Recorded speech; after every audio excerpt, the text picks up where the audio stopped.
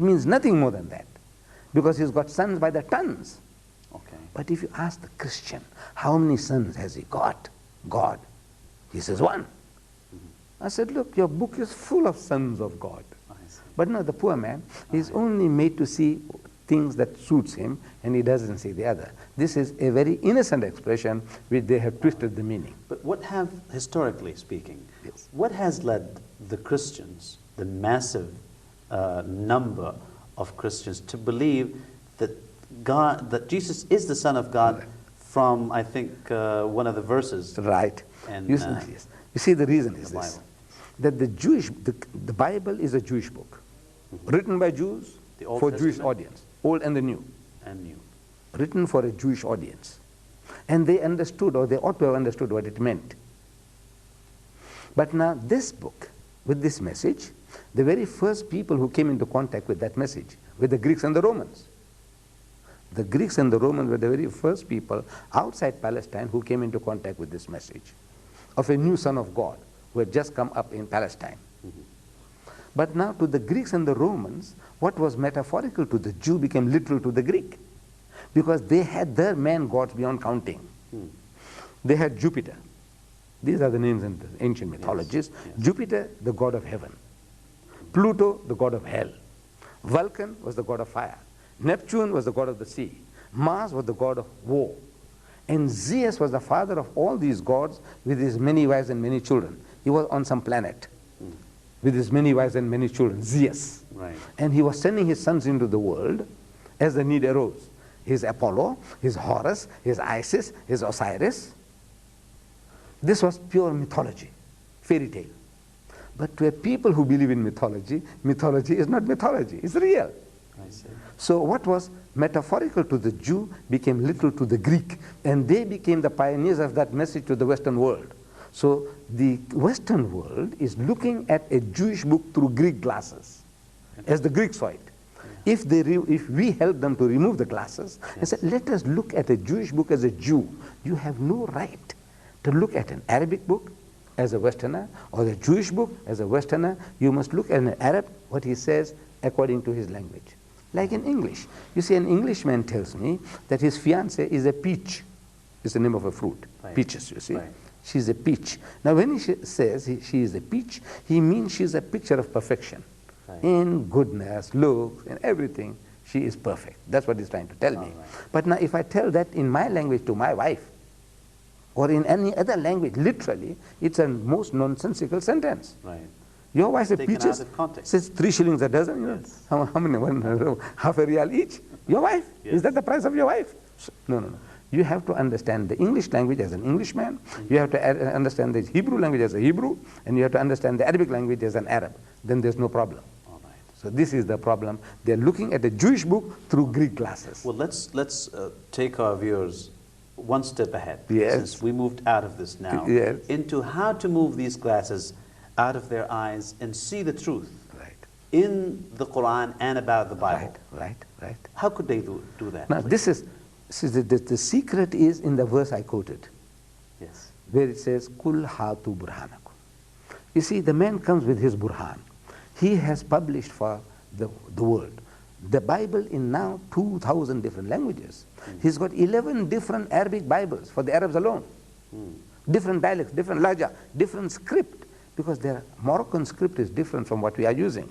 And your script is different from the one we are using in India and Pakistan. The Arabic is the same, but the way we form our letters, which is easier on our eyes, easier on the Moroccan eyes, dialects, they got 11 different Arabic Bibles. Well served. That's a burhan. Yes. That's his burhan. I see. But now we were supposed to ask him for his burhan. Without we asking, he's produced it. Now we are duty bound. If we are asking for the burhan, as the man produces the burhan, we are to analyze that burhan. This is the purpose when Allah tells you to demand proof. So when proof is produced, you analyze it. And when you analyze it, you find it is not what he's telling you. So you reason with him with his language, his own language.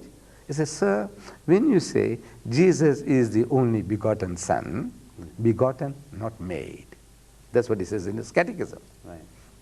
So we ask him, excuse me please, you know, the Englishman or the American, what is to beget in your language? what are you trying to emphasize when you say begotten, not made? You are especially trying to tell me something. What? Please explain. And believe me, no American or Britisher will ever open his mouth. I want you to explain to me what you are really trying to tell me, that Jesus was begotten, not made. In other words, it's not like Adam. Adam was made by God. Right. Every dog, pig, and donkey was made by God. Right. As such, in this terminology of the Christian, God is the father of everything, of everybody. Right. But no, Jesus is not like that. No. He was begotten, not made. So, please explain. And they don't have an explanation. No. So, Allah Bari Ta'ala, He reacts. So, he said, وَقَالُوا اتَّخَذَ الرَّحْمَنُ وَلَدًا. And they say that Ar-Rahman, the merciful God, has begotten a son. He said, لَقَدْ جِئْتُمْ شَيْئًا عِدًّا. It's one of the most abominable assertions one can make. تَكَادُ السَّمَاوَاتُ يَتَفَطَّرْنَ مِنْهُ. It is the skies are ready to burst. وَتَنْشَقَّ الْأَرْضُ. And the earth to split asunder. وَتَخِرُّ الْجِبَالُ حَدًّا. And the mountains to fall down in utter ruin. أَنْ دَعَوْا لِلرَّحْمَنِ وَلَدًا.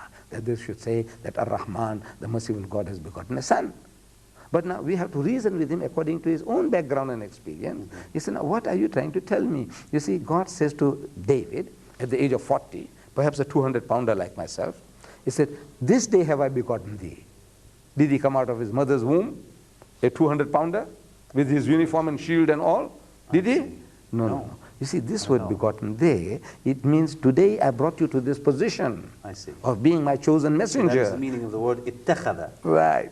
In Arabic. So now that is what he's trying to say. But now you, in your language, you didn't have that. I see. So now he's understanding the other way around. Okay. So therefore now we have to reason with him, educate him, and inshallah we find that it's a very easy way of talking. Right. Except for the missionary, the vested interest, they react because they become helpless. Because when you're talking to him from his background, he says, look, this is what your book says, this is what your book says. So he gets frustrated. All right. What are some of the interesting things that you have encountered with these missionaries in particular, and the priests in your debates? Yes. Were they looking for truth, or are they just fighting for themselves? No, the missionary has got his vested interest. He's programmed. I see. But the generality of Christendom, I find them very reasonable. You know, it's an amazing thing that within masses, like I happen to be one of the guides to the largest mosque in the southern hemisphere, which is in my town, in Durban. And I get a lot of visitors, Christians and Jews. But out of every couple that come, one of them is siding with us. When we explain, either the husband or the wife, he agrees with us. If there are 3, 2 agree with us. If there are 5, at least 3 agree with us. It's an amazing thing. Though they are not converted, but they say, no, we see your point of view. We see it's very clear, very clear. So in other words, we are not doing the job. We are not doing the job. We are failing them. All right. But otherwise, the people as a whole, they are ready to listen. Especially the Western, the American. All right. You see, he feels he's big and he's strong. So as such now, he can afford. You know, he's trying to amuse you, but say, all right, tell us, what have you got? And he's listening. But you're not delivering the message. I see. And you don't know how to deliver the message. All right.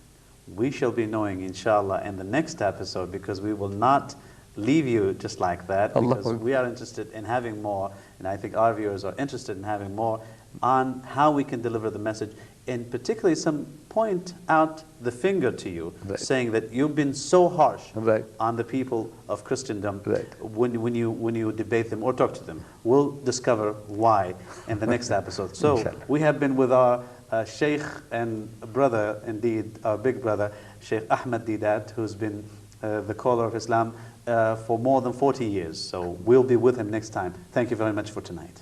Thank you. الإسلامية الوحيدة اللي ما سمحوا فيها يبنوا أي كنيسة، فهو يعني مسرور بالموضوع. He has also saved us, you Saudis, from the Christian coming and knocking at your doors, because he will not allow any missionary to come and knock at your doors in Saudi Arabia. وذلك كمان إنه الحمد لله ما في أي دعوة تبشيرية في السعودية للمسيحية، وحتى ما بدوا من 20 سنة. هذه مو عصرية منهم. الرسول اللهم صل عليه يقول لا يجتمع في جزيرة العرب دينان، فلا يجوز أن يعلن دين آخر.